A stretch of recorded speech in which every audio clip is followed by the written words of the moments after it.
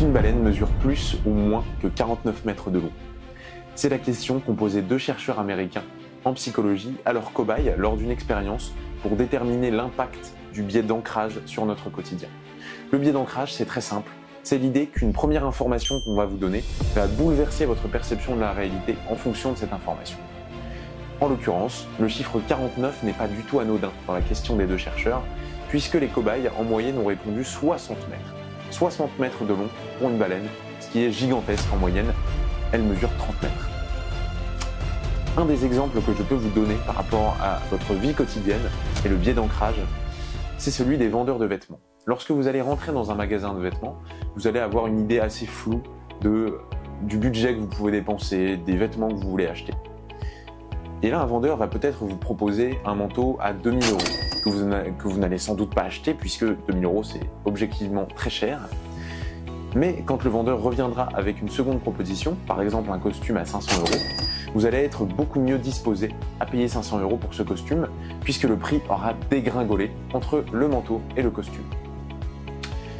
En B2B, dans la vente B2B, moi j'utilise ce biais de manière assez simple mais assez efficace.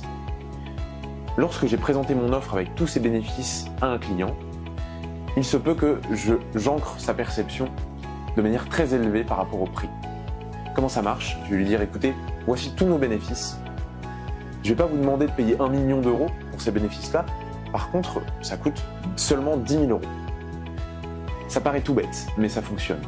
Dans l'esprit de la personne en face de moi, ce prix sera honnête, ne sera pas trop élevé. Imaginez que vous ayez par étourderie réservé 2 voyages pour le même week-end. Un voyage qui vous a coûté 50 € et un voyage qui vous a coûté 100 €.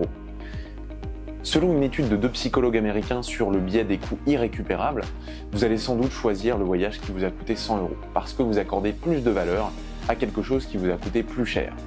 Mais c'est sans doute une erreur. Pourquoi? Parce que lorsque l'argent est sorti de votre portefeuille, eh bien en fait, vous ne le récupérerez pas.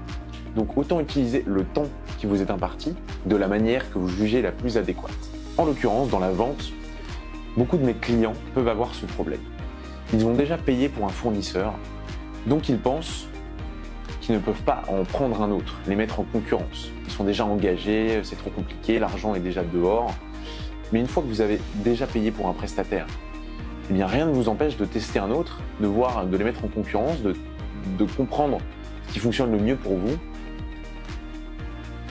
Et peu de clients comprendront ça. Il faut les éduquer. Ce qui est bien, c'est qu'une fois qu'on a pris conscience qu'on a un biais cognitif, eh bien on n'y est plus soumis. C'est pour ça que je fais ce genre de vidéo, parce que j'apprends, moi, à me départir de certains biais, et j'espère que vous pouvez prendre conscience aussi que certaines fois, notre esprit fait des raccourcis, et ils ne sont pas toujours en notre faveur. Durant l'année 2000, 2 chercheurs américains, encore des psychologues, Iyengar et Lepper, ont réalisé une expérience qu'on appelle aujourd'hui l'expérience des confitures. Ils ont tout simplement installé un stand au milieu d'un supermarché et ils proposaient un large choix de confitures. Pendant une première partie de la journée, ils en proposaient 24 aux consommateurs potentiels. Et pendant la deuxième partie de la journée, ils en proposaient seulement 6. Qu'est-ce qui s'est passé?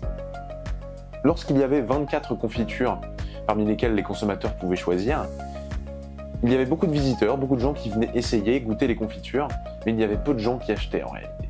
Alors que dans la deuxième partie de la journée, lorsqu'il n'y avait que 6 confitures, beaucoup de gens achetaient parmi les gens qui venaient sur le stand, mais il y avait moins de personnes qui venaient visiter et goûter.